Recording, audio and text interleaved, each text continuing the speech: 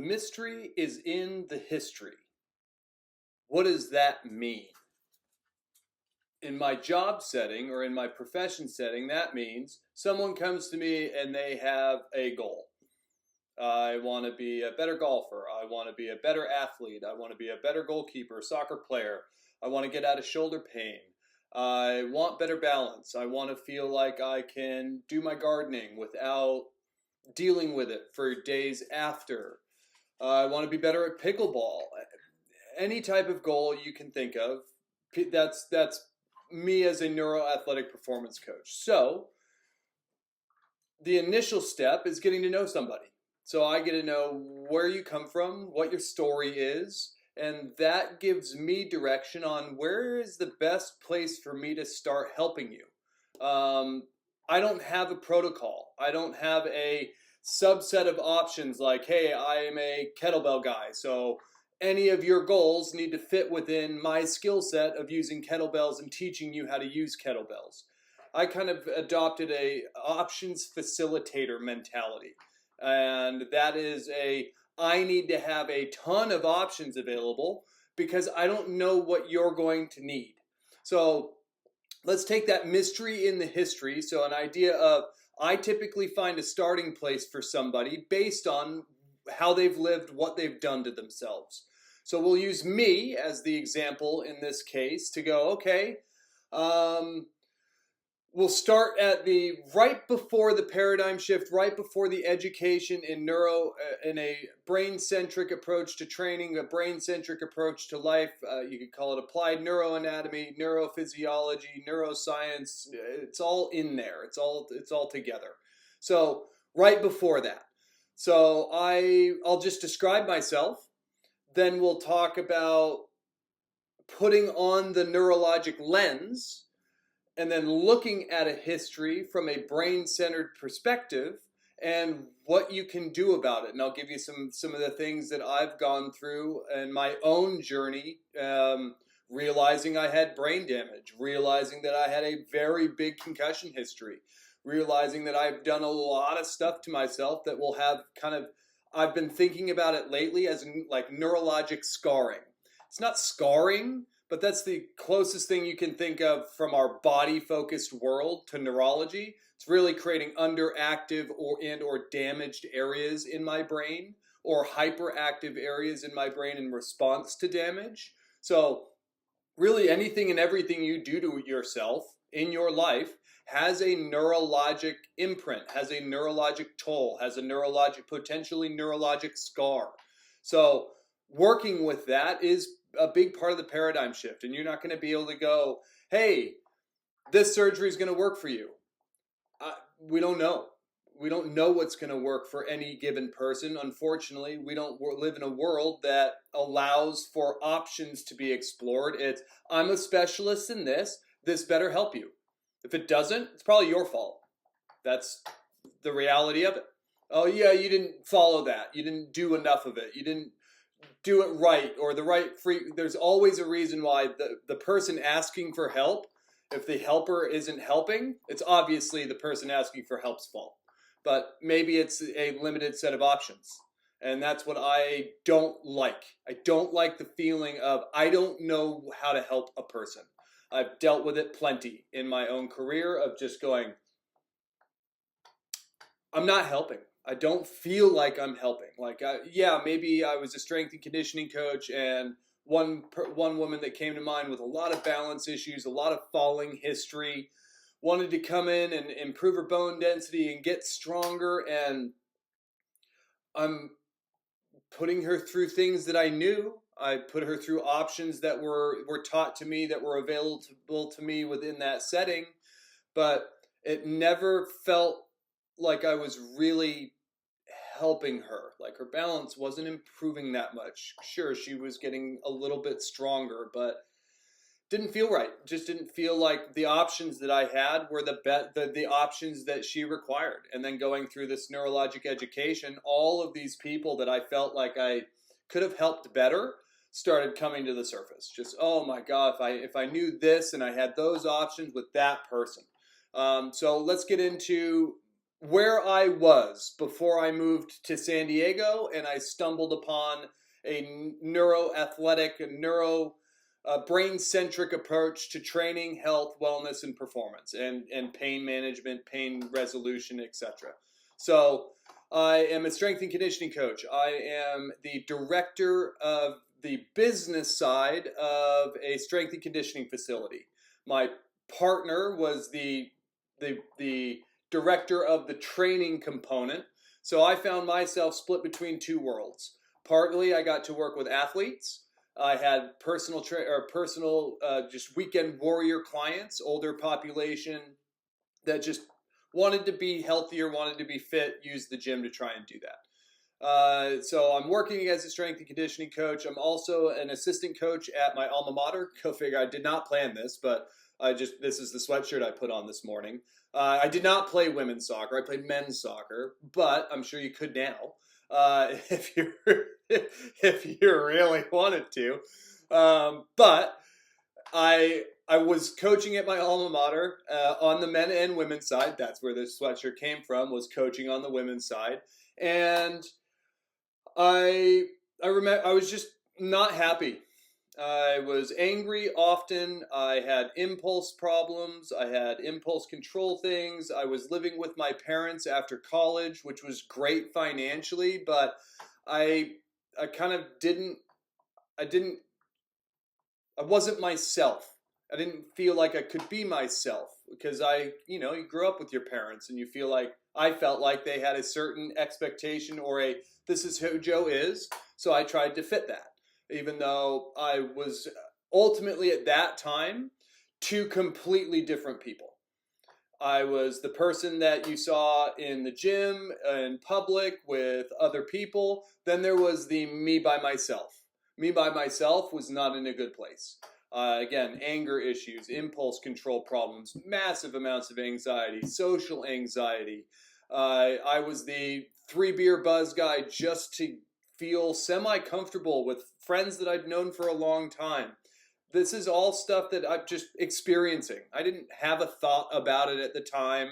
I like if you listen to anything else that I've said so far, I just kind of lived life in reaction mode. What we can now start calling it is survival mode. Survival mode is really a nervous system function. It's a high extreme fight and flight mode that leaves you judgmental, critical of others, pointing the finger out. Everyone else is doing things stupid. I'm better than that, whatever it might be. It leads to anxiety, depression, irritation. I dealt with all of it. And that was my mental side of things that I was not aware of. I knew by the time I had that 3rd beer, I felt better. I knew that ranting and raving about people that were in my life put a momentary pause to that and kind of a relief to that. But it always came back. I always had problems with people. And that ultimately led to me moving to San Diego. I got in a tiff with the other director. I was doing a job he didn't see I should be doing. He was doing a job I didn't see he should be doing. And it came to a head. And instead of trying to sit down and figure that out, I didn't have the capability of doing that. So I looked for what was next. And what was next stumbled upon me as a job opportunity in San Diego. So I took it.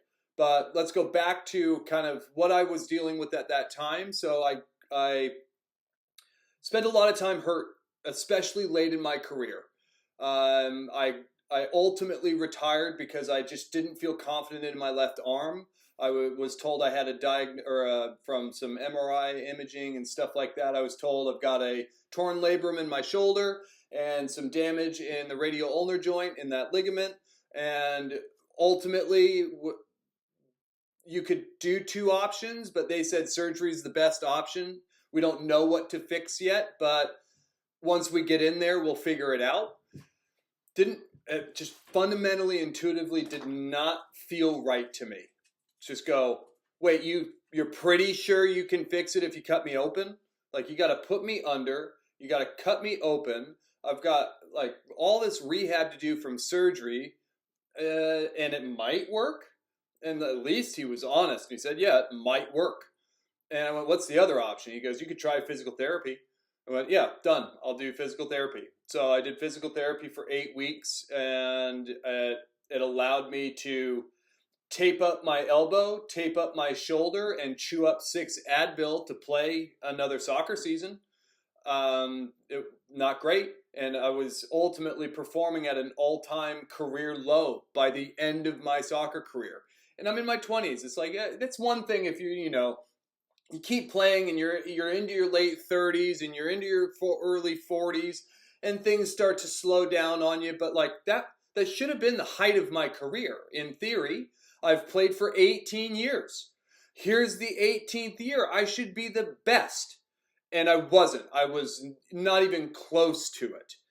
And that ultimately bothered me. Like, I remember a goal against in my 5th year of playing in college that I, I felt like something was wrong. Like, I was a goalkeeper, and I saw this guy cut inside from the top of the box, and a defender just kind of flashed right in front of it, but didn't block the shot. I had pretty much full vision on the ball, like most of the shot. There are a lot of saves I made where I saw the ball a whole lot less of the time. And he hit it, and he mishit it. It was this slow roller in comparison to a shot that I was accustomed to, and I couldn't dive. I just, I, I was a split second too late to literally the ball is already pretty much by me by the time I made an effort and I watched it roll into the back of the net. And I went, uh, I've never experienced that. And I don't know what that is. I just went, man, I'm getting worse. So I leaned on organization as a goalkeeper. If I could talk to my back line, talk to my team, and keep them organized, I saw less action. So it really made me understand the game that I was playing in a whole different level because I wanted to play. I wanted to start. I'm a starter. Like, that was part of my identity my whole youth career. I'm not giving it up in my 5th year of college. So that wasn't just 5th year. That had been I'm not doing so hot on the physical reaction time, coordination time, hand-eye reaction, whatever it is, stuff. I need to figure out how to keep this spot. So I did it by making sure everyone else in front of me was doing their stuff to the best of their ability, so I didn't have the shot in the first place. So it was a good evolution and a good help, but I would have liked to have learned that stuff while keeping the ability to keep the ball out of the net, because that is primary job number 1 of my position, and I started doing it worse and worse and worse. So chronic shoulder problem, chronic elbow injury, PT helped enough to allow me to feel like I could play if I taped that sucker up, taped this sucker up, and again chewed like 6 Advil down. The first time I did that was a whoa moment. It was a big game. We were up in the Puget Sound against the Loggers. I mean, these guys would play. Their back line was always huge, 6'4", 6'3". They played with chew in their mouth, and they were just burly. Like, the only thing that our coach told us was, don't give them set pieces. It's like, all right, fair enough. They won't beat you because they don't know how to play soccer very well, but you give them a set piece in a bad area, they're tall, they're physical, they're going to be able to score on you from those. So it was, don't give them set pieces. So this is a big game. This is always a big game. And I got the nod. I got the start. So I chewed up 6 Advil for the first time. I was like, man, my back hurts. My shoulder hurts. At that point, my elbow hurt. I was like, I've got to freaking do something if I want to play. So I chewed them up, and I remember the first moment of the game where I got action. It was a through ball. It was a wet day. The ball skipped, and it just got into my box. I went and collected it. As I came down, I saw the player. Again, these guys are brawlers pretty much. I saw the player, he wasn't stopping. He was going to hit me.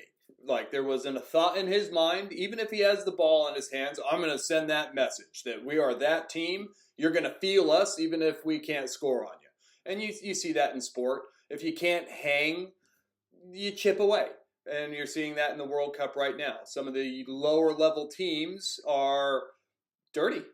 Like they try to make the game not about the technical, tactical quality of athlete. Anyone could kick someone, step on someone, push someone over. So that's what they end up reverting to if you don't have a lot of character. But I don't care about that. So back to the health history side of things. So he comes at me, I catch the ball, I see him coming, and I drop down and I drop my shoulder. This kid flies over me, does a flip, lands on his back next to me. I didn't feel it. No joke.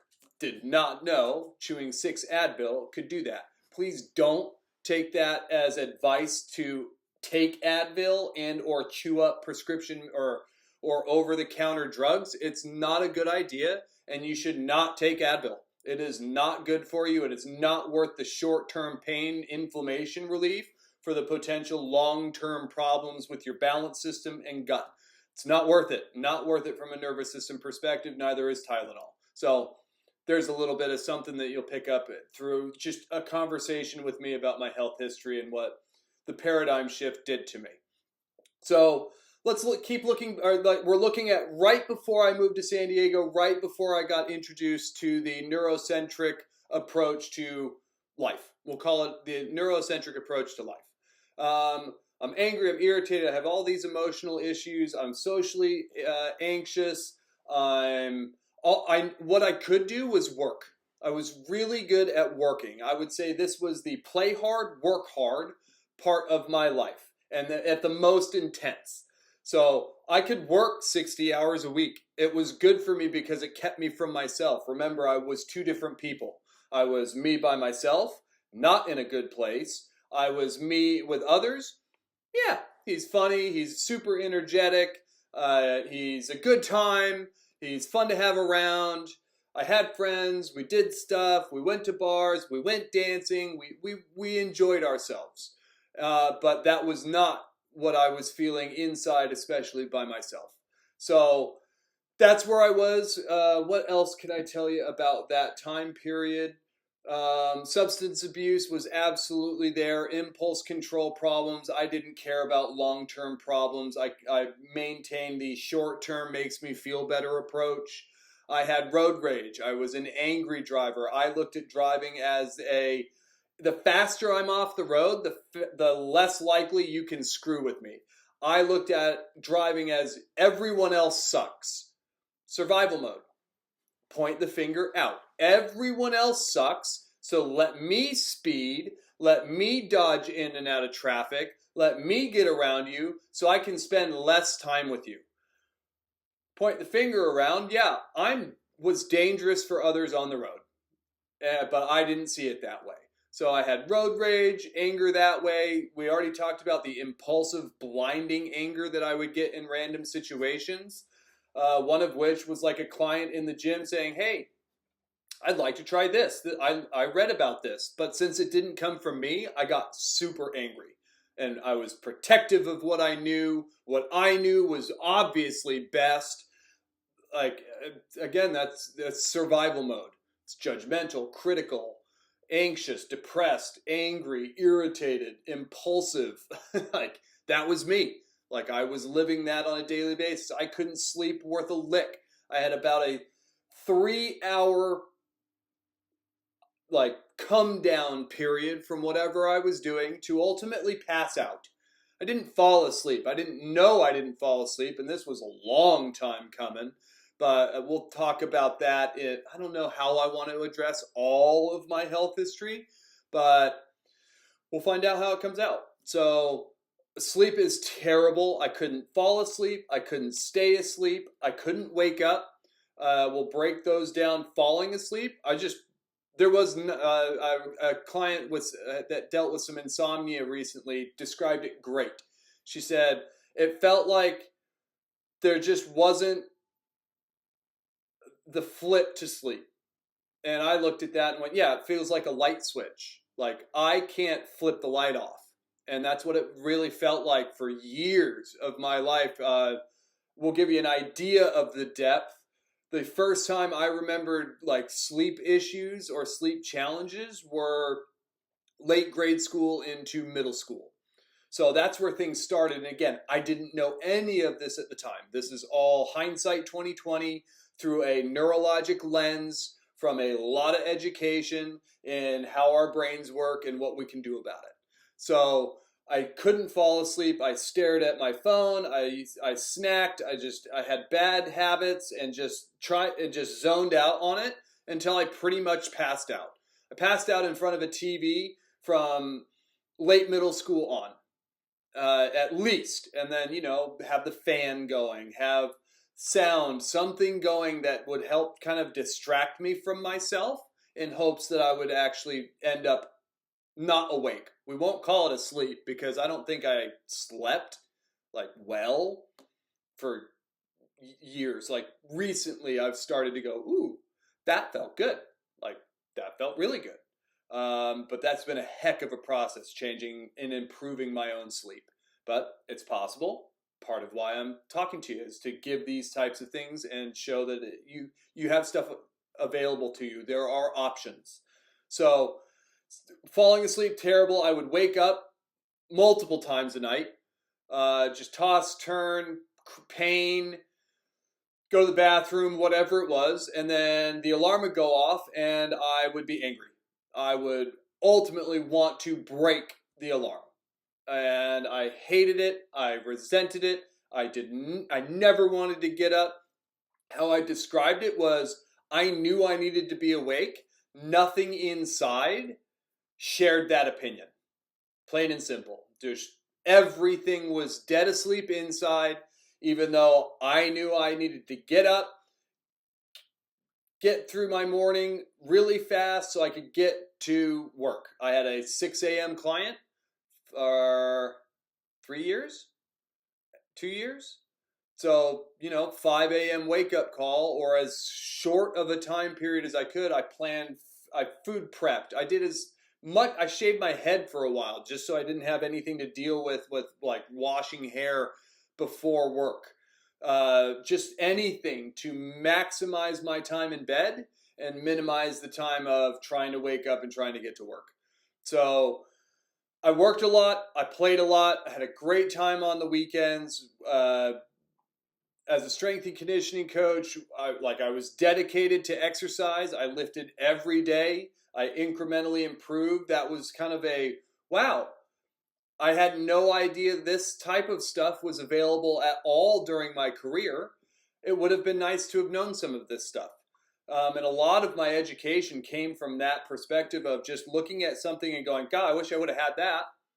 Wish I would have had that as a goalkeeper. I don't know what it would have done to my career, but I knew the only thing I knew was I wanted to play soccer as long as I could.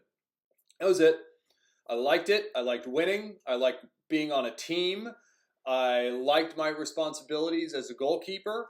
That's what I knew. That's what I wanted to do. And I had no idea how to get there. I had no idea how I needed to behave, what I needed to do on a daily basis to get there. But soccer was it.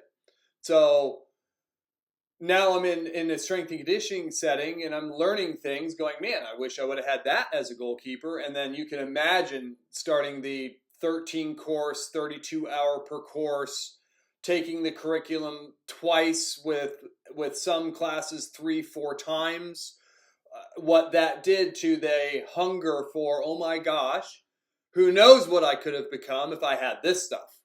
And go figure, I played, it was probably about 2 years into my Z Health education that I played soccer again for the first time. I played better than my 5th year in college. Like I had things back that I forgot that I didn't have. I was making saves that the head coach that if a goalkeeper didn't show up, I was the goalkeeper coach and sports performance coach for this academy, and the coach didn't like not being able to do what he wanted to do in any given session. So if a goalkeeper didn't show up and his session required 2, he would say, Joe, you need to get in the net. And I entertained it for a little while. And then at a point I went, dude, my job is working. I'm not working with the goalkeepers and I'm not doing anything sports performance right now. I'm not your training dummy. But I entertained it for a little while. And I was really pleasantly surprised. Like, I played great in comparison to my 5th year. I took a gap because I really just could not go back and play for the same coach. Um, Junior year, earned the starting spot. We sucked. The coach moved on. Sophomore year, red shirt. Freshman year, played under a senior and a sophomore with a coach that knew he was on his way out. I got 6 minutes. So, not a great college career. It was a low cap, not a high cap, not something to hang your hat on. So I just declined over time, and then wow, I played phenomenally after rehabbing my brain some. And I think that's a lifelong pursuit that I'll share with you of what I've been up to, how it's evolved, how things change, and the ebbs and flows of training, and especially working with your own brain. It's pretty wild to think about your own brain thinking. Yeah, metacognition and plasticity and metaplasticity. So your brain can change if you didn't know that. And the more you practice changing it, metaplasticity, the better it gets at changing. It's so cool. I don't know why anyone would want to do anything but understand ourselves and help others with their brains. It is such a cool place to be. So I think that's a good place for, hey, this is where I was before the paradigm shift. So you go, okay, let's say Joe is a client of Joe as a neuroathletic performance coach. He comes in and says, hey, I deal with chronic shoulder problems. I deal with chronic elbow problems. I deal with chronic low back pain. I'm anxious. I'm irritated. I'm pissed off at everybody. I am often blinded with anger. No one's going to go into that depth. They're going to come in and say, hey, my shoulder hurts. Can you make it better? Or, hey, I'm a goalkeeper and I've been told I need to train more often, so would you be interested in training with me every so often? Or a golfer saying, yeah, I know that golfers need teams and you're going to be my brain guy. So really, like a lot of the decisions made by people are not very specific. Sometimes they are, and that's really cool when they are, but let's say I come in and I'm at that paradigm shift. So really what I cared about was getting stronger, getting bigger, being the strength and conditioning coach on the outside, being that, like, being the figure. It's like, you do this stuff, you look like me. Even though I couldn't play my sport anymore, the gym became my sport. And that's ultimately what it is at the end of the day. They are options. Not every option is going to help anybody. Not every protocol that you find in a gym setting is going to give you the athleticism that you're looking for. But if you like the gym, awesome, be a gym athlete. But as my education continued, as I continued to pursue and challenge my own thinking, there's a reason I left the gym setting, and it was because those options were no longer the best options in for what I was experiencing trying to help people. They were limited. It was a limited setting. Strength is crazy important. Don't get me wrong about the benefits, but it's not, being in a gym was not the only way to achieve those things. So as I learned the other options to achieve strength, mobility, power, whatever, I went, man, the gym is a whole lot less appealing. I'm out. And there was a period of my early career understanding neuroscience, or the neurocentric approach, that I didn't know what my profession was anymore. I would show up at courses, we'd do these intros. At first, I was a strength and conditioning coach. I worked with golfers. And then it became I don't know. I don't know what I am. I was a strength and conditioning coach. Now I'm calling myself a brain-based practitioner. It evolved, and finally, a guy in Germany, a colleague, coined neuroathletic training, and I went, that rings. Neuroathletic performance coach, neuroathletic trainer. I like that. But in our country, Germany doesn't have athletic trainers, they have physios, so there wasn't a lingo problem. But me saying neuroathletic trainer, well, we have athletic training as a profession. even though it needs to be renamed, but whatever. Um, I didn't neuroathletic trainer. I was too close. I didn't want to deal with it. I already deal with enough. What do you do? I'm a neurocentric performance coach, a neuroathletic performance coach. Oh, so psychology. Oh, you talk. Oh, it's mental training. Oh, you visualize. It's like it's already hard enough because this is not normal stuff. It's not part of the everyday walk of life. So every time I talk to somebody, I get a moment to let them know what I do, and then most people, after trying to figure it out themselves with one statement, just kind of go, oh, and we go back to whatever we were doing. So I'm coming in and I'm saying, hey, that's what it would have been. It would have been the squat. Like, I worked so hard. It was my biggest limitation as a strength and conditioning coach that I couldn't back squat. I couldn't front squat because I just didn't have the mobility to get down there. I remember the first time that happened was in high school weights. We didn't learn how to lift. They said, put a bar on your back and squat. That was it. And I put the bar on my back and I squatted, and my heels just immediately popped up as high as you could, and I'm ultimately on the tippy toe ball of my foot trying to do this squat. I'd like to call him a coach or a teacher, but the person, because I don't think he was either, it was just his job, he came over and went, do the same thing and keep your heels on the ground. Go, okay. Keep my heels on the ground, and I move maybe 2 inches. He goes, no, do both. Go all the way down and keep your heels on the ground. And I went, I can't. He goes, do it again. I go all the way down, my heels pop up. I keep my heels on the ground, I try to go down, I go 2 inches. And he goes, huh, and walks away. So that was my initial experience with squats. And I just couldn't do them. I didn't have the range of motion. I didn't have the understanding of how to do them. So that's me coming in the door. So I want to work on my squat. And now we would start looking at things from a health history perspective. We'd go, okay, you want to work on that squat. Your squat sucks. That mystery, why does your squat suck, is probably in your history. So now we get to dive into, okay, why was Joe the way he was right before he started his neurocentric education? So if you go, often I just ask people to tell me their stories. I don't know what's important to them. Typically, as they talk, I start getting ideas. I start jotting down notes. I start jotting down questions. I'm ultimately trying to understand, as a neuroathletic performance coach, where do I start with you to help you with your goals?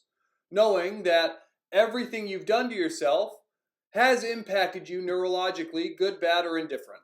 So it could be activating your brain in a good way. It could be a damaged area, an underactive area. And that is really the biggest thing that people need to understand, is that the things that we do to ourselves, the weightlifting, the diets, the surgeries, the dental stuff, the sun exposure, or the big sunburns, the big trips, flying, cars, car accidents, anything can have a negative neurologic impact. And the way I've been talking about it recently, actually, I really like it. It's Dr. Ramachandran, The Telltale Brain, I believe. I'm reading that right now. Really cool.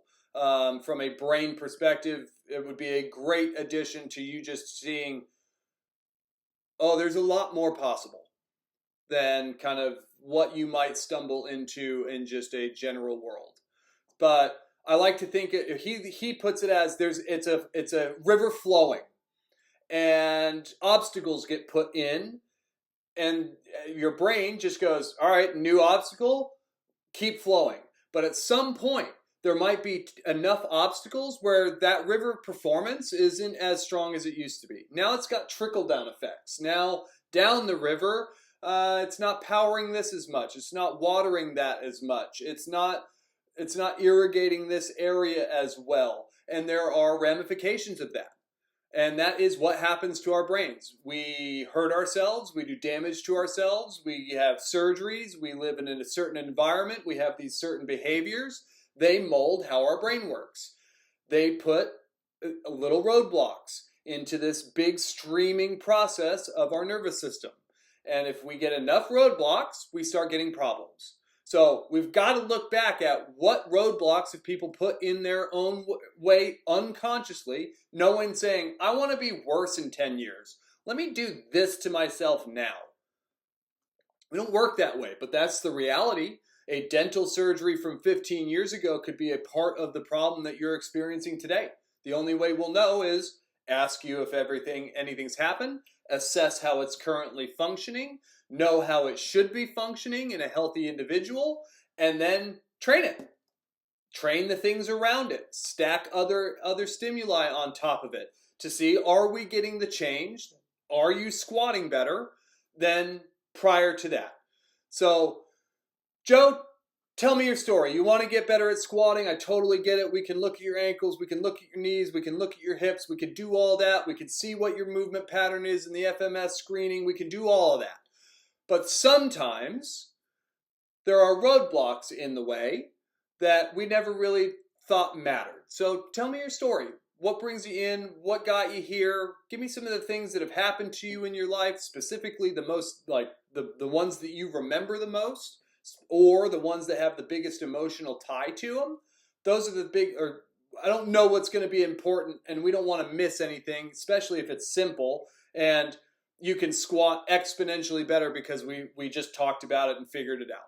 So, early Joe, concussion history is the first thing that comes to mind that I did not know about. This was me entering Z Health, learning, applying, and remembering things. It was weird. I didn't remember them. Then my brain got a little bit healthier from training. Then I'd start remembering stuff. Then I would start connecting some dots based on this mystery and the history thing of, okay, this is who I am as Joe, and all of it can be explained neurologically. So it's just piecing together, hey, these areas of the brain do these things. They're responsible for this part of us. This is how they are commonly injured. This is how you would know. And just putting this all together. So my first head injury that I remember was 9 years old. These are rough estimates, me trying to figure out, okay, it was definitely elementary school. It was at Lawrence's house, so that was before I changed school, elementary schools to a private school.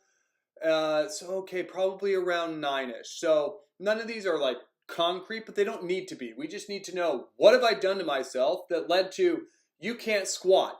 That's the tip of the iceberg. I didn't know I was dealing with all the other stuff that I talked about that was the Joe right before moving to San Diego. But I slipped out of a treehouse at a friend's house, and I remember waking up, and my head was on a stump, and the rest of my body was just laying on the ground. And 9 years old, there wasn't a thought in my head outside of Lawrence is in the treehouse. Get in the treehouse. That was it. I can tell you that after some thinking about it, closing your eyes and just mindfully being aware of that experience, I do remember Lawrence's house when I got there. I do remember running across the open space into the little forested area to where the treehouse was. I remember starting to climb the steps. I remember slipping. I don't remember after that. So I look at that and go, all right, 9 years old, first concussion. We know concussion are energy system injuries.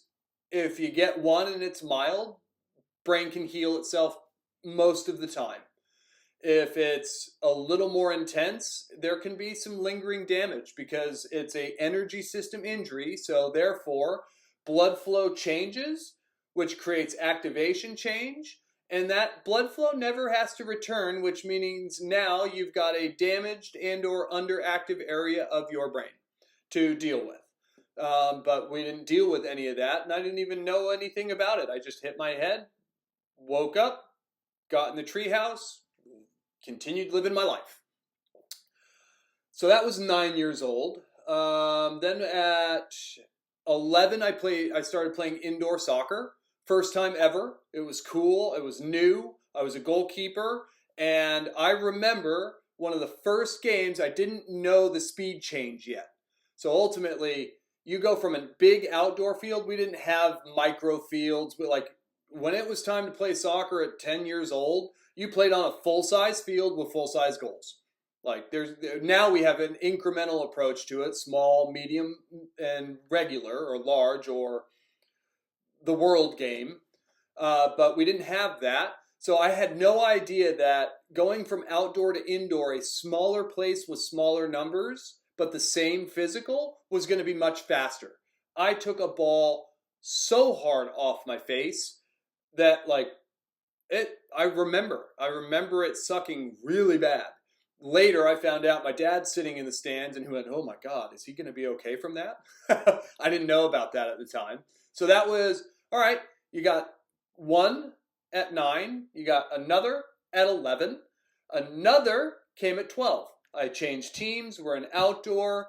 There's a situation where it's a 1v1 situation where they put the ball in or towards the box that I'm responsible for, and I've got to get there before the player does, or stay home. It's a timing and decision making thing. So I went. I got there first. I get my hands on the ball. I see his foot come over the ball.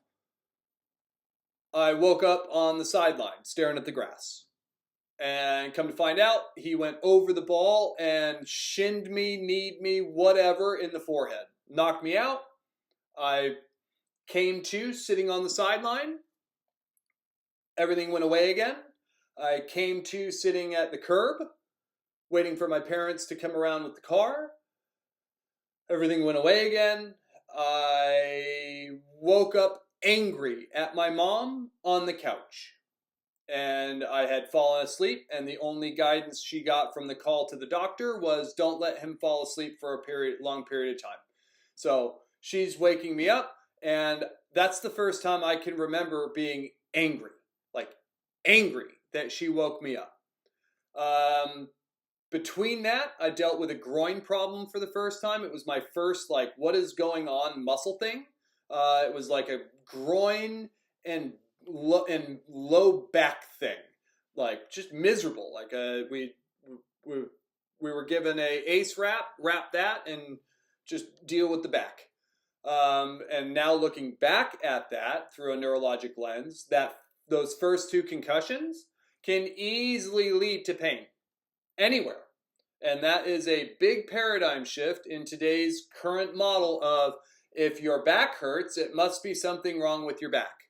If your groin hurts, it must be something wrong with your hip groin region. No, doesn't. The nervous system does not discriminate that way.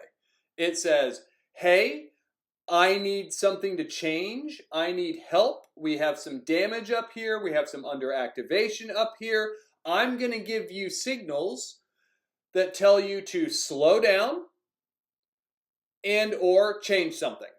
So what does groin pain and back pain do? Yeah, it slows me down tremendously. We didn't know anything to do about it neurologically at the time. So a lot of these things that you've experienced, that I've experienced, they're there, and then they kind of aren't there.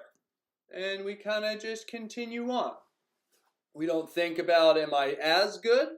Am I better? Am I a little worse? But the reality is that thing is gone, and I'm just a little worse. Might be barely perceptible, might not be perceptible at all. You might need a couple more events before you start to notice something.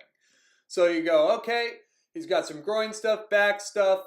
12 years old, head injury. And that is where I dealt with about a year of headaches. So we know that headaches are a concussion symptom.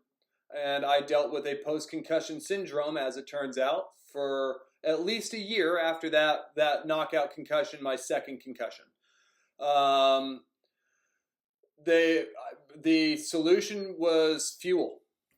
It was like I drank a ton of fruit juice at the time, like concentrate fruit juice, and I don't know who we went to, but they were like, hey, maybe cut down on the fruit juice a little bit. start adding a little bit more protein and other things in there, or more snacks. I think that's the reality of it. It wasn't, hey, reduce the fruit juice. It was add more snacks so that I was fueling my brain better. And again, one of those things where daily headaches to, oh, yeah, they're kind of gone. No, I'm kind of back. And then you go from there and you just keep cruising. So 12 years old, 14 years old, skateboarding accident, really bad one. I immediately popped up after slamming my head into the concrete and just emotionally just lost it. Started crying, couldn't control the crying. My friends are looking at me going, "What's up, dude?" I was like, "I don't know." Between tears and, the cry talk. I don't know. But I didn't know why I was crying. I wasn't in pain. I had slammed my head into the concrete going a pretty solid speed, but didn't know anymore. There's one that strikes my memory before that. This is the interesting part of saying, hey, somebody, tell me your story. You're going to see kind of this intertwining. I didn't write things down because I wouldn't be making these videos if I went to that effort. So you are getting this is what I'm thinking in the moment. And of course, I've thought about it, but I have not put this together. So 8th grade. So that was freshman year-ish. 8th grade-ish was the first time I remember sleep problems, or like more in-depth sleep problems. Before that, elementary school, I remember it being hard to fall asleep. Like I would listen to a cassette. I would read a book. I would play with I'd use finger fighters. Like literally, like I just did stuff to try and get myself to fall asleep. So that was elementary school. Sleep issues were already there. I had some early development stuff, like I peed the bed way later than most, or if you did pee the bed. I really dealt with social anxiety, especially around sleep situations. I never wanted to sleep over at a friend's house. I always wanted mom around. I was what I would consider now, after an education, an insular kid. I was a emotionally dysregulated, internally dysregulated, poor diet, poor energy, just meh. And I remember like cardiovascular stuff always sucked. I never got better at it, and I contribute that to head injuries. That is one of the long-term health history questions that you want to know about. Hey, do you like endurance stuff? No, I hate it, and I never improved in it. I avoided it at all costs. There might be a head injury involved in that. So I hated the 10-minute run at soccer practice. Literally, I remember crying by myself because everyone else is gone. I would get lapped within like probably a 2-minute block. I hated it. Hated running. I contributed to, I'm a power athlete. I'm a goalkeeper. No, I have head injury issues. I have a head injury history. So that was sleep issues, having dealt with like, man, I just cannot run. Like fitness stuff is just miserable to me. 8th grade is when 7th grade. 7th grade was when I started being late to homeroom. So that's when I already was dealing with fall asleep issues. That's when I started dealing with waking up issues. So waking up issues, I just didn't want to get up. Just took longer and longer and longer. And that led me to be late to homeroom every day. And that continued into 8th grade. I was late to homeroom every day. And now we live in the city, and I live 15 minutes away, or the suburbs, and I lived 15 minutes away, not 30, 40 minutes away. And I still couldn't get to school on time. Then you had the concussion, or the skateboarding concussion, in kind of that 8th grade, freshman year of high school. And if I look at myself at that time, like I was a good goalkeeper. I was getting better. I was starting on the team that I played for. We won a lot. I made JV as a freshman, and I was playing decently. Learning occurring. I run out of fuel during this. You see me start to stutter on my words, and I'm gonna get even more all over the place. So learning occurring. I'm going to bring some fuel from now on. Back to it. 14 years old, concussion. There's a moment in goalkeeping. I didn't know that you could hit your body hard enough to actually can create a concussive event in your brain. But that happened multiple times along the way. One of the worst that I can remember was probably that 8th grade-ish freshman year. I ran out of my box to clear a ball, and go figure, it's the same team. They have a coach that I'm trying to forgive a lot of people. And this one is very hard to forgive. He was an absolute nightmare for me as a coach. And go figure, the team he coached prior to coming and converging our teams had a bunch of jerks. They played dirty, they played filthy, and I guarantee it was his influence. He sucks, and he should not be coaching soccer. I have some work to do for forgiveness. But, so one kid came over the ball, hit me late, knocked me out. Another kid on this same team, I get out of my box, I clear the ball, and he just keeps sprinting. He just sprinted tried to run through me. It's one of the worst full body pains that I've ever experienced.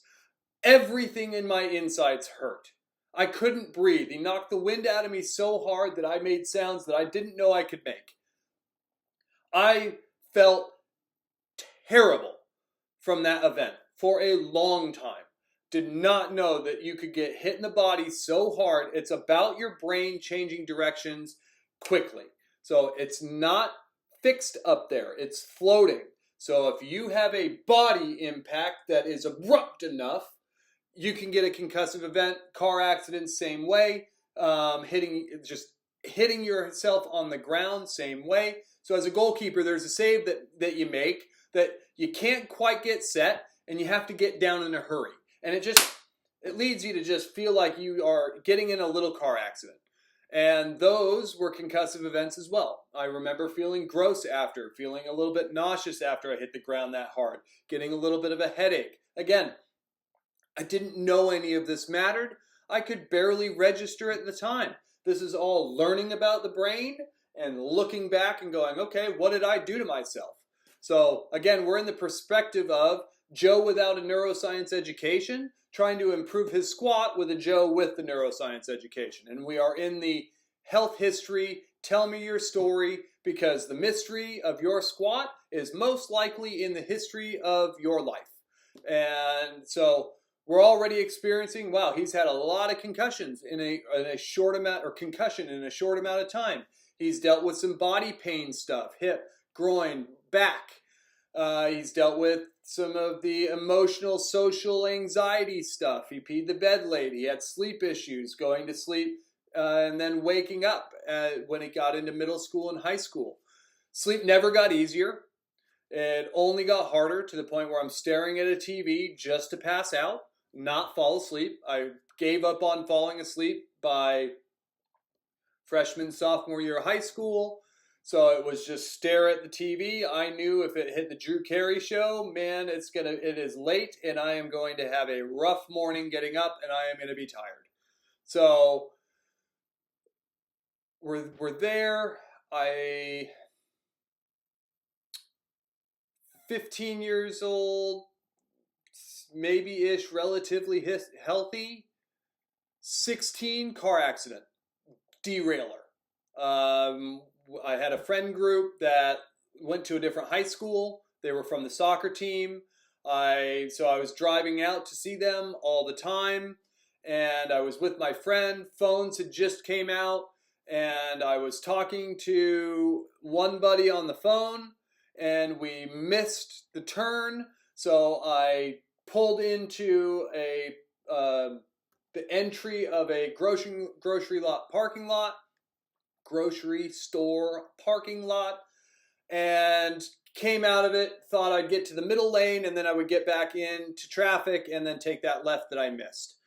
As I'm getting into the middle lane, someone changes she's not paying attention, go figure, She's not paying attention. She's talking to someone next to her. She starts changing lanes and T-bones us 40-ish miles an hour. And that wrenched me. That spun us around. That threw everything in the car everywhere. And a similar situation to the skateboarding accident, I just immediately emotionally broke down. I didn't I didn't think it was our fault. I didn't know what happened. It was a young woman and her mom, and the mom was sitting on the curb, and someone had stopped and was there to help her, and I was extremely concerned about her. Like I was crying, I was emotional, I was upset. I I just couldn't stop it. And then I never really thought about that event again. But now looking back, I dealt with a headache for a long time after that. My neck hurt for a good amount of time after that. It was more of like a side whiplash injury. Um, and that kind of changed, like that rattled me. And honestly, that led to kind of a more impulsive Joe, a less controlled, less aware Joe for a long time.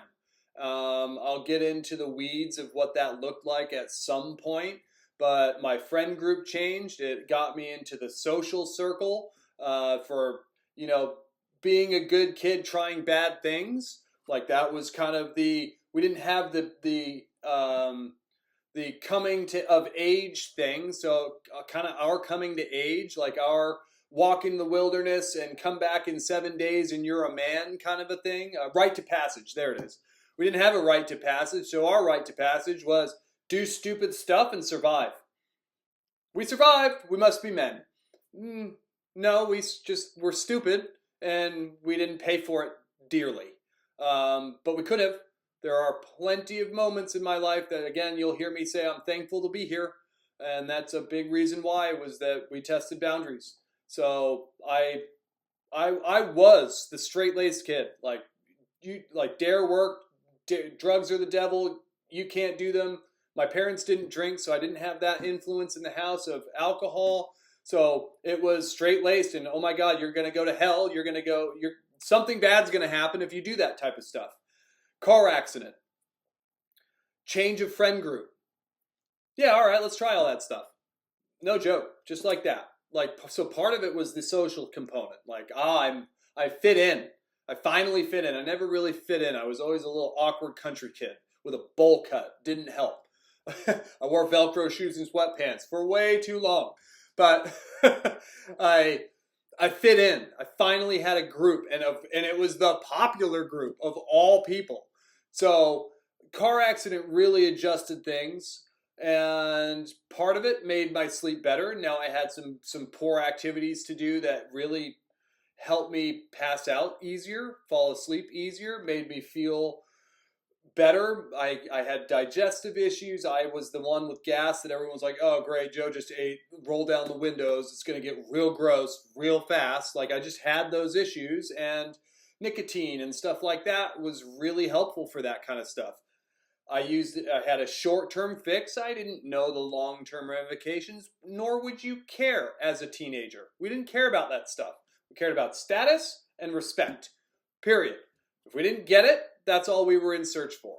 Not long-term health or good decision making. That wasn't a part of what we cared about, and that's not a part of what teenagers care about now either. So if you work with them, work on the respect and the prestige and status side of things, and you'll get a whole lot out of teenagers.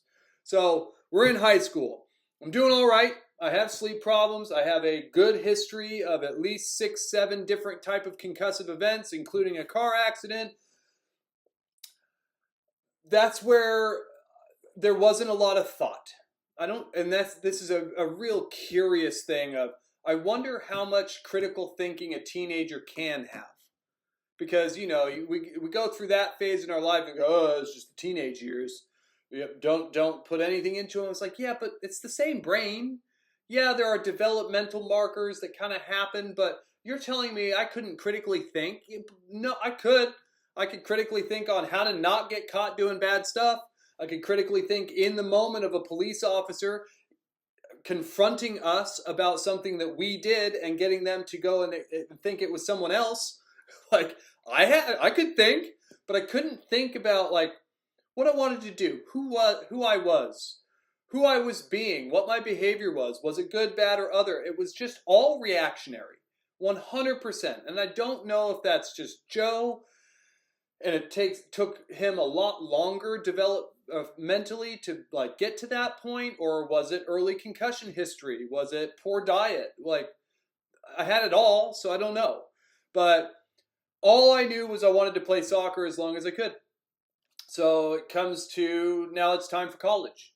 And I'm looking, like, I got the college book where it was literally a physical book that had all of these universities with what they were known for, what the average acceptance rates were, and I would take that book and see if I could find something on the internet on their soccer team. I was looking at their records, seeing seeing if they had a young goalkeeper, an older goalkeeper, like what should I expect when it came to playing.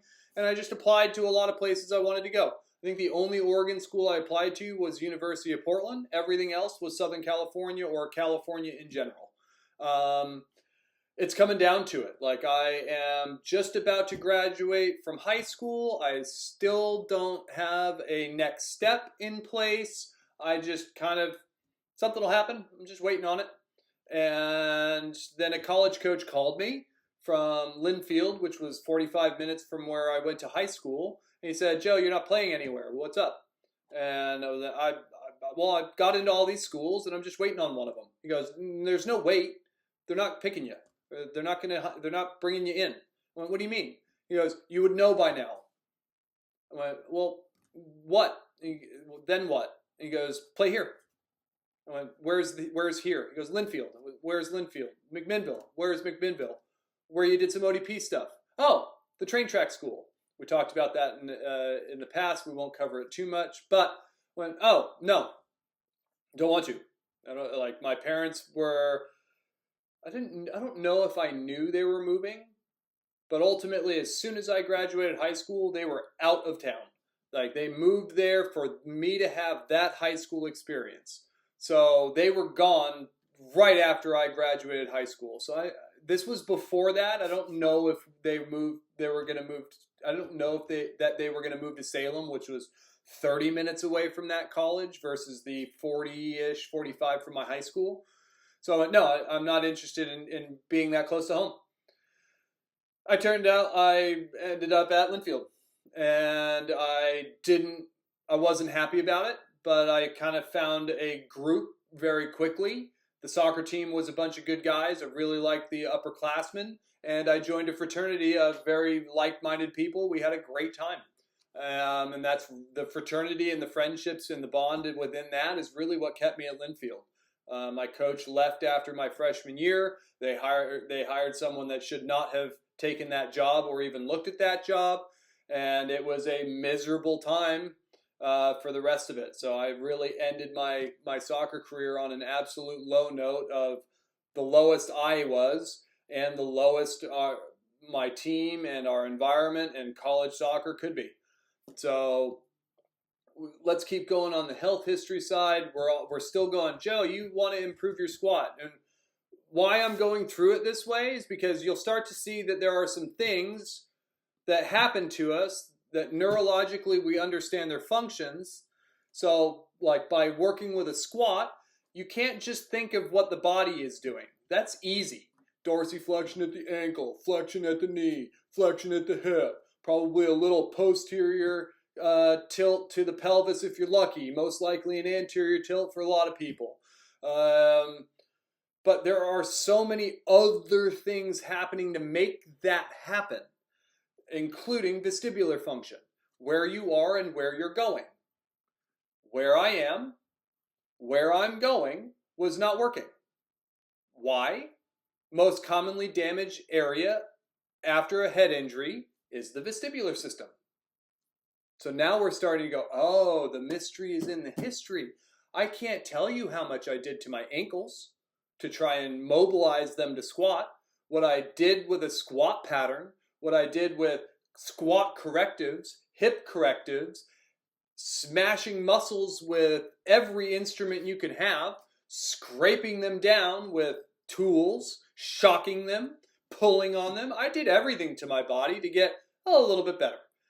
Wasn't until the neuroscience education and understanding brain structures and what they do for our performance and how they're involved in movement creation that I actually started to get somewhere worth getting, especially for the amount of work.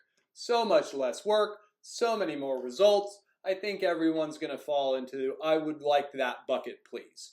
So, this is espresso, grass-fed milk half and half, little pinch of salt, and some honey. It's a great little pick-me-up and fuel supply. So, history, we're into college. College, the decision-making did not get better. It was like, oh, the way that we're going to show we're men is do dumb stuff and we survive. Let's just keep taking that up a notch. From high school into college, because now you don't have parents around. You have RAs and deans of students. That, man, what a brutal job to have.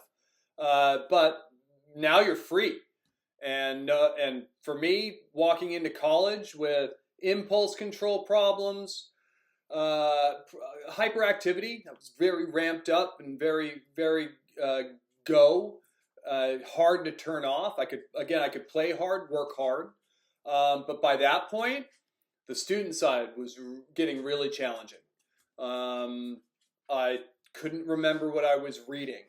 I had to read things multiple times. Sleep issues were not improving; they were getting worse. Like, I didn't want to sleep in the same bed as my girlfriend because I knew I would have chronic pain. I'd be tossing and turning all night. And I needed the space. So to have someone next to me expecting some warmth every once in a while, I was like, it's only going to make things worse. So I really avoided having a girl or girlfriend sleep in my bed. It wasn't an enjoyable experience. Freshman year, I had to be on the meal plan. What terrible gut problems. So much pain after I ate whatever they were serving us. Go figure now, looking back, colleges are businesses. How can you make more money in a business? Reduce the quality of the food that you're giving the people that pay you a living. So most universities in this country are supplying their kids with the absolute worst quality foods that you could give somebody. Even though they look like good meals, it's a burrito bowl, it's Tex-Mex, it's an Asian fusion chicken rice veggie bowl. The quality of all of the ingredients are so bad that they are negatively affecting most people that have to be on a meal plan. So I had terrible gut stuff going on. I started experiencing like, I'm not the goalkeeper I want to be. I put it as a freshman, I'm playing against sophomores, juniors, seniors, and as a goalkeeper, that means I was at the pinnacle of shot stopping as a senior in high school, facing no more than a senior, to I'm the low end of the totem pole, facing 21-year-olds ripping shots. So I thought, man, my hands went terrible. They were gone. I couldn't catch a thing, and my whole high school career, like, I prided myself in holding everything that came at me. Like, it was a part of my identity and goal. Freshman year of college, I can't hold a lick. And I'm going, what is, it must be, I'm just not used to the speed difference. And I didn't get a concussion that year, thankfully.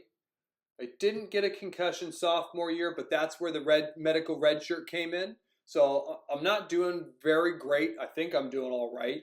I come out on a soccer ball. It's the last practice before our first preseason game, and the starting job is open. The senior left from the year before. There was a sophomore, now a junior in front of me, and now I'm a sophomore, and I'm hungry. I'm taking that job. He is not better than me. I'm going to be the starter on this team. Our coach had a policy in practice, every practice, hit each other like you would an opponent in a match. Coach, you only have 3 goalkeepers. I've always been on teams that said, don't touch your goalkeepers. He goes, well, that changes here. Last practice, going into that game, I come out on a ball. We're scrimmaging. 11v11, the day before a game. Punch a ball away, forward sprints through my shoulder. I immediately feel a pain and this kind of numb, tingling sensation and pain down my arm. And I remember getting up and I was just hanging it there. And went, uh-oh, something's up. Go to the treatment center.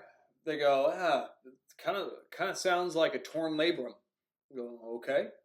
And at that point, I was actually in the athletic training program. So I'm talking to my professors in the treatment center, and it sounds like a labrum tear. All right, and I go get it checked out. Or no, did I get it checked out? I had to have. I get it checked out. They said, yeah, we could probably do some sort of surgery on there. It looks like there's a tear and the fold is kind of in that joint space, but it might work, it might not work. And I kind of thought, well, maybe I can get back and I can get back to this season. So I just kind of started doing what they wanted me to do in the athletic training center. So wall clocks and different internal, external rotations, stem, ice, heat, massage, that type of stuff. It did not help enough for me to feel confident getting back into play. So now I have medically redshirted. I did not play a lick of that season. So in Division III, you can't just take a red shirt. It needs to be you can't play because of a medical injury. Where in D2, D1, you can just say, hey, I'm not going to play this year. So instead of burning that year of eligibility, I'll take a red shirt. So again, I have to remind myself, we are in the history taking of Joe coming into Neuro Joe. I've got that term coined by some athletes that I work with, Neuro Joe. So we'll call it Athlete Joe and Neuro Joe. Athlete Joe coming to Neuro Joe saying, my squat is atrocious. Can you please help me improve it? And Neuro Joe saying, hey, tell me about yourself. Tell me about your health history. And there's where we are. So I didn't play, red shirt, miserable, chronic pain, couldn't write on a desk. I'm left-handed and all of the desks were right-handed. So the right hand or the tabletop was over here. So I had to hang my arm off versus just put it down on the actual table. So I couldn't do that. I had to write notes in my lap. Everything overhead hurt. Everything out in front hurt. I couldn't run because that hurt. I couldn't sleep on that side. If I fell asleep or if I had my arm over my heart level for over 5 seconds, it would go asleep. Yeah, that was the first real serious body injury. I dealt with a bone contusion in high school. That sucked too, and in my opinion, it took way too long to heal. I had no idea. That was kind of one of the initial fascinations with the human body, was me sitting on the sideline at practice, looking at my injury, going, why do you hurt? I can't see anything, yet I can't play. And it was just a fundamental question that stuck with me, obviously, until this point. You'll see when you ask people their stories and tell their histories, you get to see what stuck with them, what's important to them. I could go back through this whole thing and describe other details, but I didn't want to do that. I wanted to give you the live, this is what it's like working with a person and being an options facilitator with all sorts of options to help you.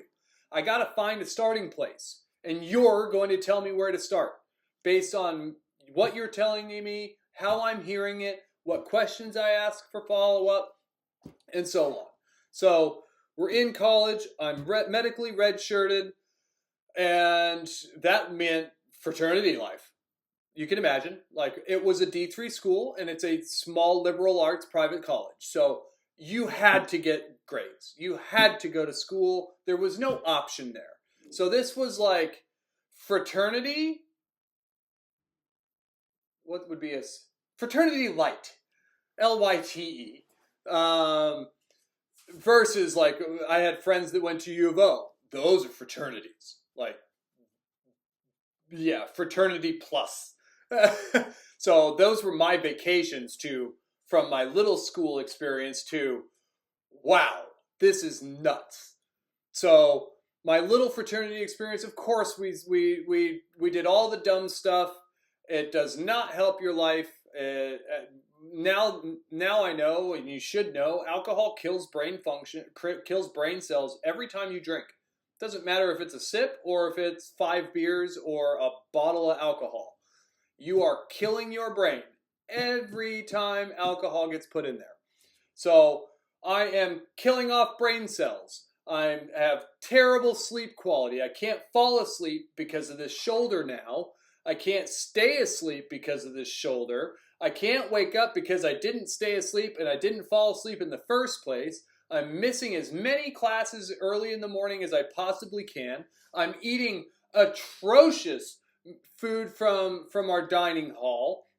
Once I get off of the meal plan, it's no better. Now I'm on a budget that I looked at as I need to maximize this budget for eating and extracurricular activities. I gotta hang with the boys, and I need money to do that. So it was how little can I spend for as much food as possible. So what's the model for that? Fast food. It is built for that exact reason. California decided to put the calories on all of the fast food options at a restaurant, thinking if people know how many calories are in there, they will make a better decision. They didn't. They saw it as a value thing. More calories, less money, that one's for me. So that's how I approached food in all of college, was how little can I spend to maximize how much I can put in. I wasn't putting in food, not sustenance.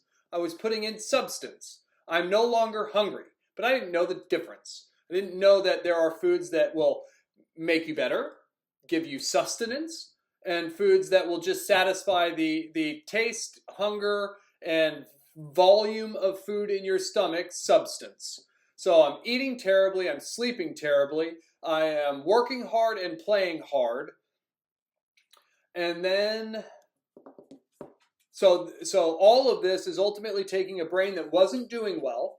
I already had a lot of head injuries. I was already experiencing brain damage, dysfunction type of stuff. And then you throw that lifestyle on it. Does it sound like your brain's going to get better? Your brain's going to get healthier? No. It's going to keep declining and keep declining. And so did my career, both academically and athletically. I was the worst goalkeeper I had been by the end of my career. I was also the worst student I had been by the end of my college career. So I couldn't remember things. I couldn't write. I had headaches every time I tried to do work on this computer screen. I would get headaches just going to class. Again, I didn't know about post-concussion syndrome. I didn't know about long-term concussion effects. Didn't know that there were options to rehab them. There were, but they were very, very quiet. So I just kept going, and I didn't know. I was like, oh, I'm getting these headaches, and I don't want to go to class because I keep getting these headaches, and I don't remember anything anyway. So why am I going to class? And so I went to an optometrist and went, hey, I'm struggling to see the board. This was a new experience. My vision deteriorated over time. I used to be the kid that was like, wow, you can see that from that far away, to I can't see what you're writing on the board from the second row. So I had to sit in the front to barely see things, and I had headaches all the time. Didn't know that the artificial lighting, especially the tube lights, are actually like micro strobes. The cheaper the tube lights are, the worse the lighting actually is, and it just turns on and off in a barely perceptible or unperceptible rate. But for a person with head injuries that has a hyperactive vision system because of them, nightmare. Absolute nightmare. And I know I'm not alone. There are plenty of people out there that are going, I don't know why I don't like going to school, going to class, going to these artificially lit rooms, but I don't. And that's a big reason why. And you can think college is a business, number one. It's not an education, number one. It's a business, number one. How does a business make money? find places they can cut corners. Why would you spend money on a nice light bulb, especially since no one's talking about the quality of light bulbs? So, cheapest, just like the food. So, I didn't like any of that. My grades are going down. I ended college with a C's get degrees mentality. Just get through this. Get to the real world. That's the whole point anyway. No, the whole point of college is more schooling. Get your master's, get a PhD, go into academia. None of that sounded interesting to me. I was barely getting through college and an exercise science degree. I actually had to leave the athletic training program because I went on academic probation. My grades were sliding and I didn't get them back up. Didn't get them back up to the point where I felt like I could put another term on it. Got them up, but it was like, this is just a moment. I'm going to go back down. Like, I know I am. Like, the practical application is the only thing that saved me in college. Like, I barely got through the exams, barely got through the lecture material, like reading a PowerPoint and hearing them say the PowerPoint out loud. I learned what true education was at Z Health with Dr. Cobb as a professional educator, that every course I went to, I saw him improving himself as an educator for us as students, and I was fascinated. The way he boils down information, and went, wow, like, what an impressive person. What an impressive educator this guy is. So, and to watch him improve was inspiring. It's like, I need to continue improving in whatever I'm doing. So the education it was boring. I didn't enjoy it. I loved the practical application, the labs, the hands-on work, the projects. My senior project was, senior thesis was, can we use water exercise to improve the symptoms in gait in a Parkinson's disease patient? Yes, we did. It was awesome. It was so cool to see in live time that type of a change in somebody. And that is a foundation for where I am now, to go, wow, what else is possible? And that's really what part of what led to a lifetime of pursuit of knowledge, education, experience, so that I can get some wisdom out of it. So we're in college, we're declining, we're degrading. I got a real bad head injury.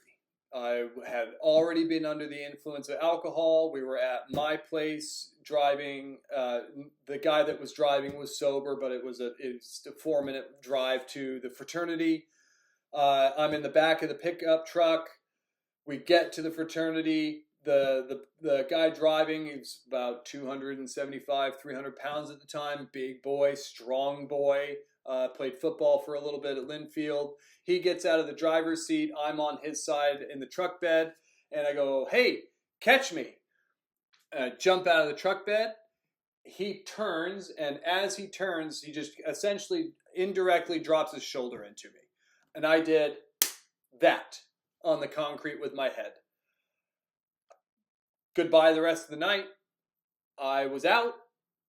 I saw a picture of myself with a massive cut and blood coming down my forehead at someone else's house that I don't remember getting to. I don't remember anything about that night. I woke up in my own bed and just, my head was just gripped. Like pressure, headache, just my stomach felt terrible. Like, it was the worst, one of the worst head injuries that I had ever experienced. I forgot about one freshman year of high school. Another knockout concussion from another 1v1 save. That probably was a big part of the shift towards even more sleep problems, even more gut issues, because they are linked. Our gut association center is in our insula. Our insula is also a balance processing center. So it is easily, it makes a lot of sense that you can hit your head and deal with stomach stuff. So there's a little bit about neurology that we'll get into in more depth in the future. So I really did myself in on that one. There was no rehab, there was no protocols, there was no take this time off, anything of the sort. It was my senior year, so it was a gap between me playing soccer. So I wasn't connected to the Linfield medical system because I was an athlete. I remember seeing an athletic trainer and goes, "Oh, what did you do there?" I was like, "Oh, I was playing flag football," and I just kind of bounced my head. I'm fine. And I didn't know that that was going to lead to real big emotional dysregulation, massive amounts of anger, irritation, just being pissed off at people. Like I need to go back at some point and connect with friends that I'm sure I was the biggest reason for just kind of dispersing away from me. There's no way I was that enjoyable to be with. Like I was still, I think, fun at parties and the play part, but miserable outside of that. And I didn't know why. Like, again, everything is just reactionary. I'm just handling things as they come and without even a thought process around it. So that happens. I get a call in the spring from one of my favorite club coaches of in my youth growing up. He goes, "Hey, I'm taking the assistant job at Linfield. Why aren't you playing?" I go, "I hate the head coach." He goes, "Oh." He goes, "So you won't come back and play?" I go, "Nope. That I just F that guy. No." And he goes, "All right, well, would you play for me?" "What do you mean?" He goes, "What if you didn't really have to interact with him and you interacted with me?" I go, "I'll play for you any day of the week." He goes, "I'll call you back." So the next call is actually from the head coach. "Oh, I hear you want to come back." It's like, "Not for you, for Jim." And I was the best goalkeeper option that he had. So he's got to be on the fence going, "God, this guy doesn't like me. He's made it pretty obvious. He left, and now he wants to come back because of him." I'm like, "Yep, that's it." And he goes, "All right, I'll call you back." I go, "Okay." Calls me back. He goes, "We've made a decision that we'll let you come back." I went, "Great. See you in the spring." And so I go into spring. This is after that head injury. I start playing in the spring. It felt good to be back to it. Like I'd taken the longest amount of time off from the sport since I was 10. So it felt really good to be back and be in a team environment, be with the boys, competing. It was spring season, so it was mostly practice, sprinkle in a couple scrimmages here and there. But one of the first practices back, again, this coach had a policy: hit each other like you would hit an opponent in a match. There was a kid that I didn't know, I didn't play that year, but he was a freshman. He was a striker, and he blew his ACL out, or his knee, something out in his knee on like the first warm-up jog in the practice leading up to the first ever college practice for himself. So you can imagine, like, how terrible is that? You get to college and you blow your knee out. Ugh. And you didn't even play. This was like the let's get together and kick a ball around before we start tomorrow practice. And he blew his knee out. So he's at this spring saying, "I'm going to prove it." So I come out on another cross. I punch the ball away. I see the ball traveling away, and car accident. Kid sprints through my extended arm, both arms. I just get spun, land on my back, excruciating pain all up that left arm. And I just remembered laying there numb. Just like, what? And I just laid there. No one came to check on me. I just laid there and I just got myself off the field, went to the training center and said, "Yeah, hyperextended elbow. You probably like, let's go get it checked out." Get it checked out. And they're like, "Yeah, you should probably do surgery on that. The ramifications," and I'll show it to you because how fun it is. They said, "You know, it was my left arm." They said I could rotate to about there at the time, and I could obviously do that with my other side. So pain, limitation in range of motion, can't do it. Said that will be what you get the rest of your life. if not a little bit worse, if we don't do that surgery. I did a lot of rehab neurologically on the areas of my brain that represent the elbow. And no pain, no dysfunction, no issue, no range of motion problem. It's the power of understanding how our brains make movement work. It's not just in a vacuum. It actually is structures that make movement happen of all types, and we can understand it. So I am in that position, or I'm now in that place of, okay, great. I've got another thing that they want surgery on, and the rehab for that was nothing in comparison to the shoulder. So I went back to PT. It was spring season, so we were about on summer break. Did PT for that for another 6 to 8 weeks. Needed to tape it, chew up Advil to play. I'm now in my third season of doing the same approach of restrict movement with tape and try and numb myself with pills.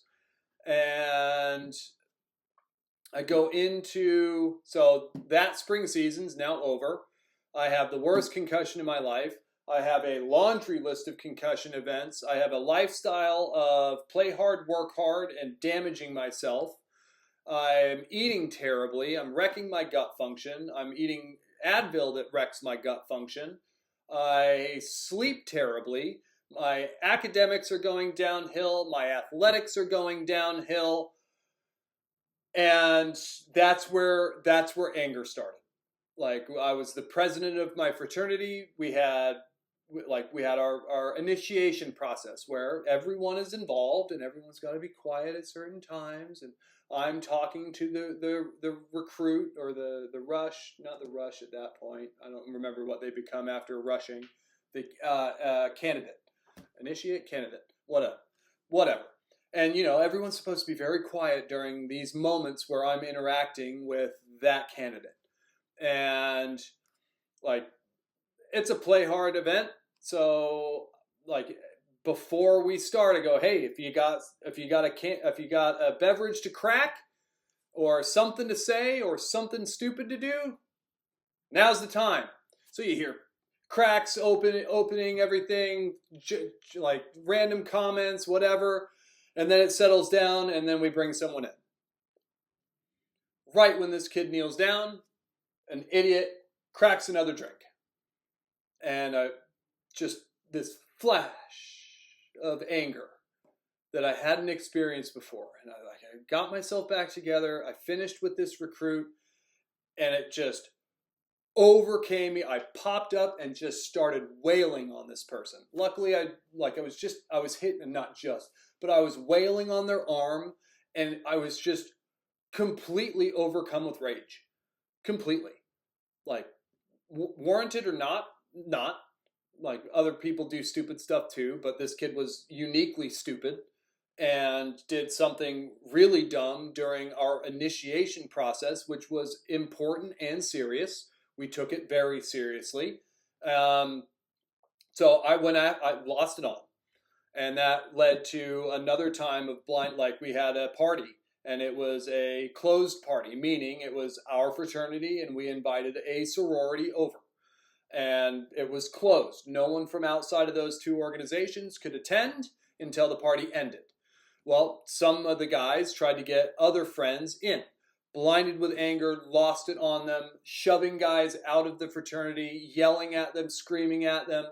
That became a normal occurrence. Not that closed open party thing, but just being over the top angry, over the top irritated, over the top upset. Just it was a terrible, terrible place.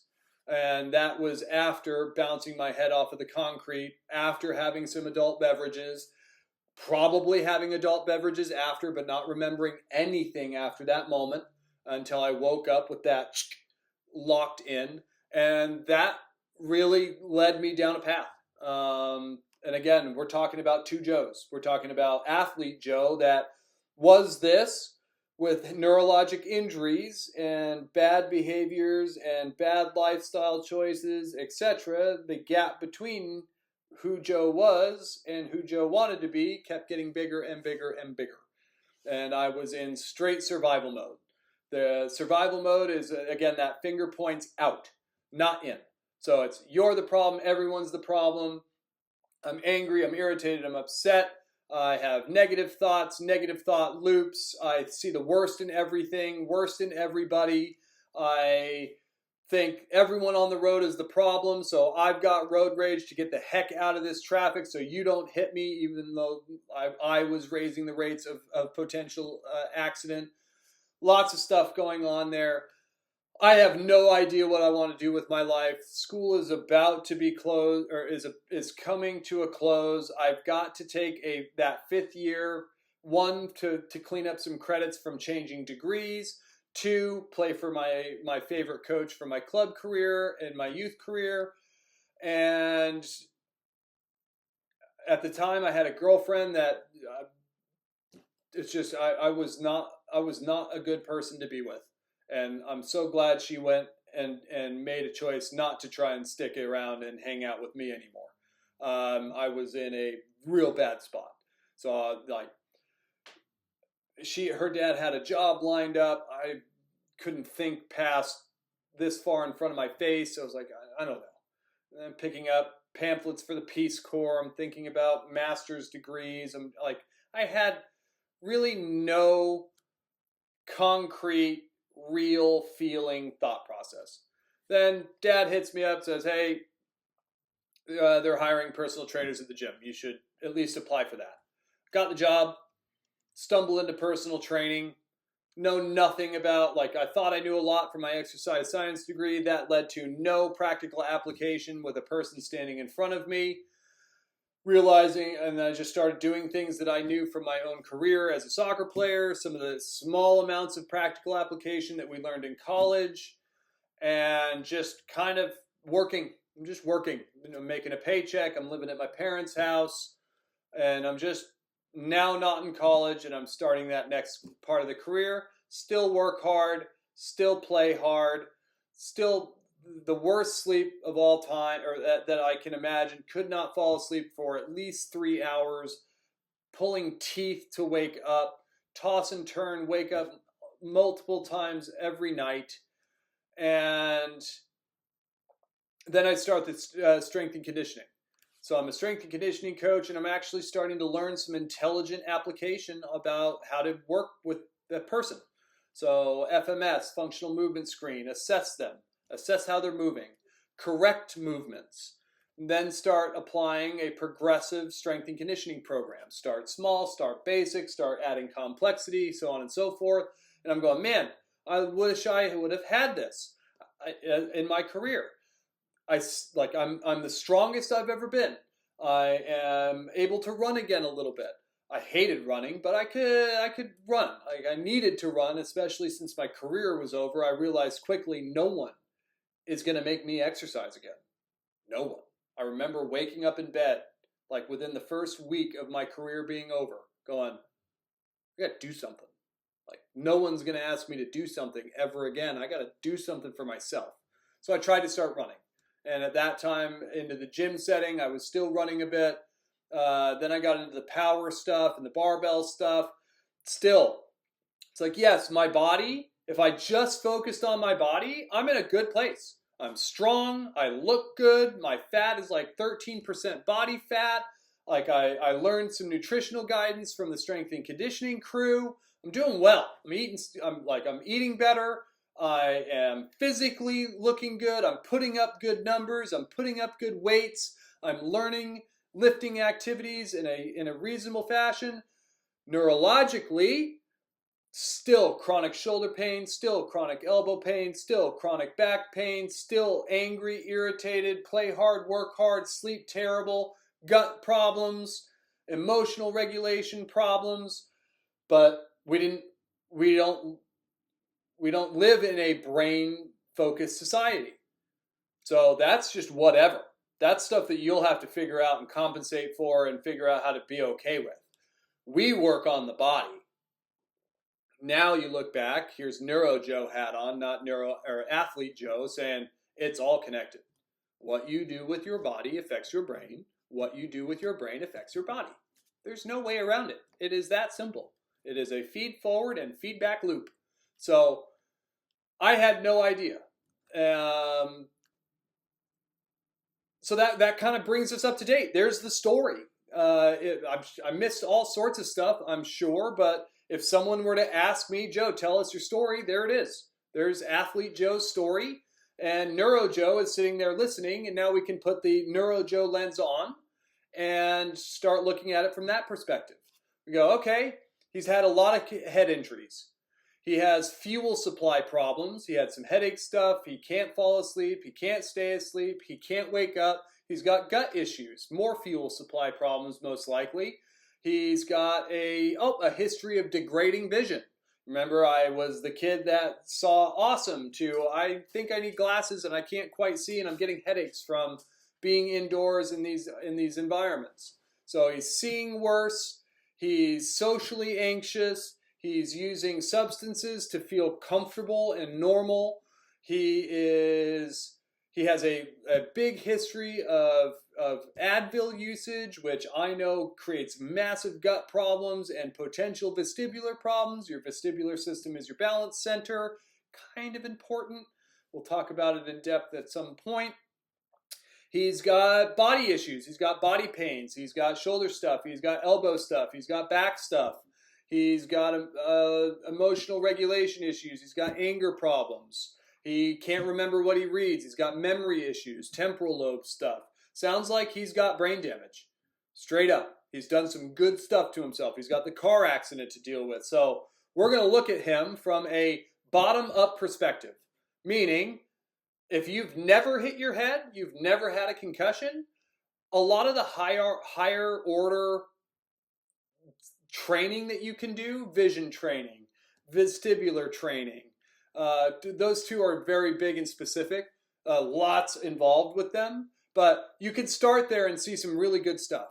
But if that area is already damaged, remember we said the vestibular system is the most commonly damaged area of the brain after a head injury, we have to start somewhere else. We have to start from the bottom up. We have to start with movement. Go figure, being a strength and conditioning coach did help make me feel a little bit better. Less shoulder pain, less elbow pain, still dysfunction, still problems with everything, still compensations, still can't squat worth a lick, still not playing a sport, not even thinking about a sport. A little bit of disc golf. I like disc golf a lot. But this is a good one. I've been going for a while. I'm building some endurance. No one will listen, but that's fine. I'm not doing it for you. I'm doing it for me. So I'm Neuro Joe listening to Athlete Joe's story going, boy, this guy's been through some stuff neurologically. We're probably going to have to start with some respiration training to improve the fuel supply to a damaged, underactive brain, because a damaged, underactive brain, we already said, as a concussion, is a fuel supply injury. That doesn't sound right. I'm getting a little tired. But it's around fuel. So it's a fuel injury, meaning we're going to have to do respiration work. We're going to have to look at what he's eating. Oh, you're eating this quantity focus with a very small quality focus around the animal products specifically. So grass-fed beef, like a well-raised chicken, didn't know quite what that meant, but just not the cheapest eggs. So I was improving the quality of the protein sources that I was eating. I didn't know anything about oils and anything about additives, and those are a major, major concern and something that you need to be aware of for your own health, is what are they adding to things and how often are those in the foods that you're eating. You'll find that one raindrop doesn't make you wet.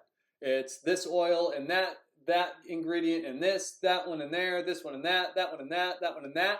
Lots of raindrops are going to create the problem. But one every once in a while, nothing is. Food is just, it is. We determine its value. You'll hear it over and over. You'll probably see me talk about it at some point. So Neuro Joe's looking at Athlete Joe going, okay, you want to improve your squat. Let's start doing some respiration work. Let's start doing some fueling work while we focus on your body and its ability to move. Not just move, but move in a complex, non-linear way. Why? Because research supports that when we move in a complex, non-linear way, meaning figure eights, circles, not linear gym motions, we get a higher activation out of the nervous system than if we just did the gym activities. So we need to go to complex non-linear activities. We can absolutely keep strength training. We can do what do you like, Athlete Joe? Do you like kettlebells, barbells, dumbbells? And I would have told you at that point, kettlebells. Love kettlebells. Great. Let's keep doing your kettlebell work. And we're going to start integrating complex nonlinear movement, respiration, and some orange juice during our sessions while we work on that squat. So we're going to work on complex nonlinear movement of your ankles, your knees, your hips, pelvic function. We're going to ultimately work on improving your overall map of your body in your brain. Yes, you have maps of your body all over your brain, all over. One can be a little fuzzy, one can be crystal clear, but the overall image determines how well you move. So if you are not moving so well, my squat sucks. There are definitely some sort of mapping issues that are in effect because they're motions that you never do. So the idea that your brain is going to keep the ability to do something that you never do, no, we're a use it or lose it system. It doesn't work that way. It works much more of a use it and you can keep it, don't use it, and we will discard it and you will get worse at it over time. So that's where I would go with myself after hearing that health history. Go figure. So we said bottom up or top down. Top down approach, me learning, starting my neurocentric education, one of the first eye-opening experiences was a vision drill. Made me sick, made me nauseous, gave me cold sweats, made me feel gross. And I didn't realize that until I felt better. After someone throwing a tennis ball at me, I was like, oh, I like this. This is a fun game. And I'm going, whoa, what was that? Like, what? And she goes, yeah, you were like ghostly white. I was like, oh, I had like cold sweats and I felt gross. And what was that? And she's like, you need it? But it was too much. And it was literally look at a target right here. Within 5 seconds, I got a cascade of just terrible feeling. So that's often what happens when you take a head injured person. I have hit my head lots of times and go right to the hierarchy of the nervous system with its vision imbalance. If we're already in a fuel supply problem, we're already in a deficit, we can't go to things that take a lot of calories. Your vision takes 2 gigs of information per eye per second. That's a lot of calories. Your brain, a 3-pound organ, takes what? It's 0.3% of your total mass that takes up to, I'm not good at numbers, I'm good at impressions. Once I hear it, it's like, ooh, that's a big deal, I'm impressed, or I have an impression of that. Something like, we're going to give it a solid range just in case someone is after looking at 25 to 40%. I feel like it's 40, but for some reason I got a little 25 in my mind too.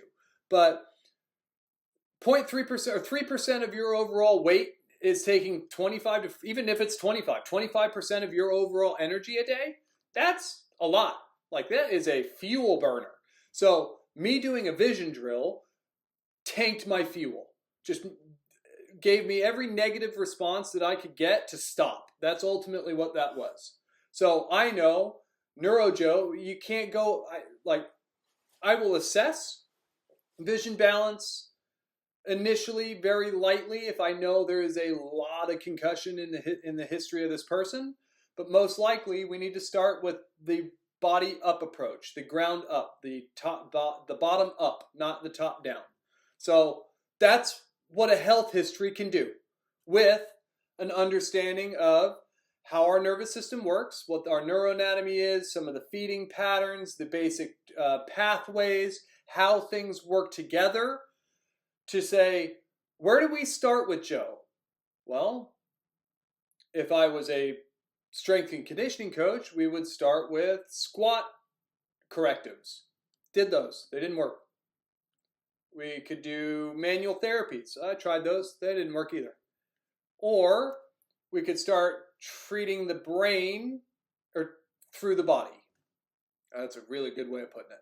We can start using the brain to influence, or we can use the body to start influencing brain health, brain structures. So lots of complex nonlinear movement, lots of respiration, lots of fueling efforts, and starting to work on the specific positions that the client, the athlete is interested in. So for me, squat. So can we start putting respiration training into different squat patterns? Can we regress a squat pattern and add some complex nonlinear movement? I keep doing a hand figure eight. It's the easiest one on screen, but that would be a complex nonlinear pattern. And you can do them all over the body. Think lines start it, that's the easiest. Then they turn into circles, then they turn into figure eights and infinities. So that is the progression of movement from a brain perspective. So if you use complex nonlinear movement, you are influencing your brain more than linear movement like a squat, like a arm raise, like a leg raise, like a pistol squat, like a lunge, like anything that is a linear activity. Our brains are, we kind of get put to sleep by them. Luckily, you throw a bunch of weight on it, and that changes everything. Ooh, my God, this is higher load, meaning I'm going to have to pay attention a whole lot more. So strength is important. You can make an argument for how you get it. So there we are. There's the mystery and the history. So I can tell you that's what I've been up to, is working on my nervous system, thinking about what my brain needs based on what I've done to it. So I know I've got respiration training on a daily basis. I work on complex nonlinear movement on a daily basis. I try and make them novel so my brain doesn't just go, whatever, we do that all the time. Even just changing the position of that wrist figure eight can change the entire representation in your nervous system. I eat to support my brain health. I can now sleep.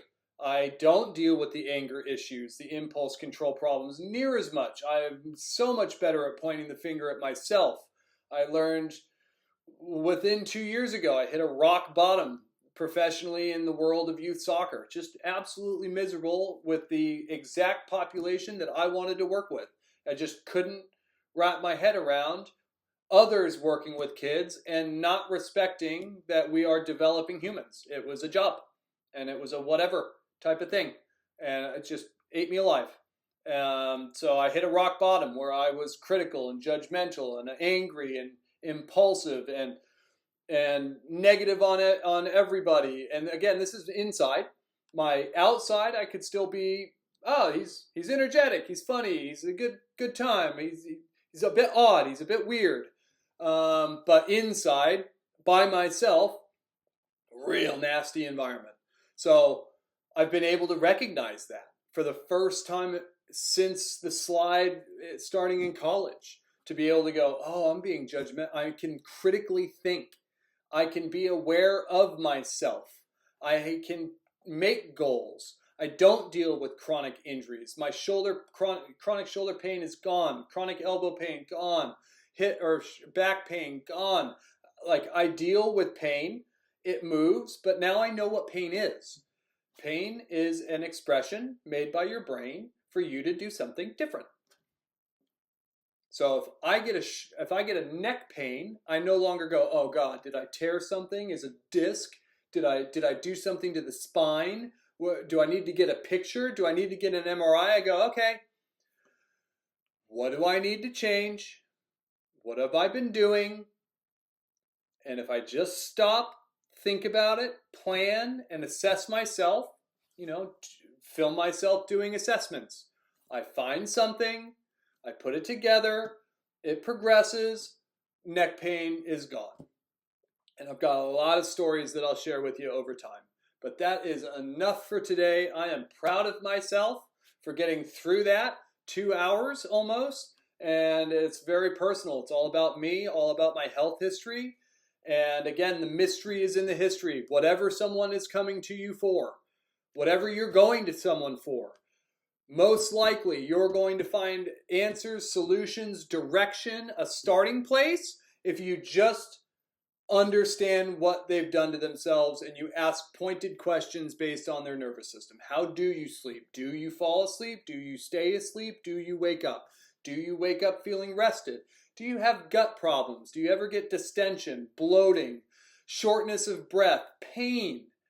Do you feel like you are tired halfway through your day? Do you feel like food helps you? Do you feel like food makes you feel gross?